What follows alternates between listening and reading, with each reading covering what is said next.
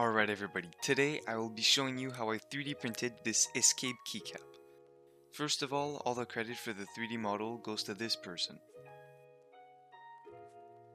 Alright, let's get printing. Now that the print is done, all we have to do is just remove all the sports.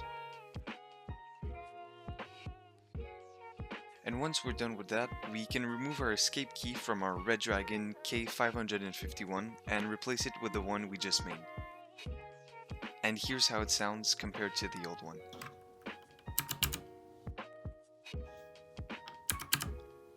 Have a great day, and I'll see you next time.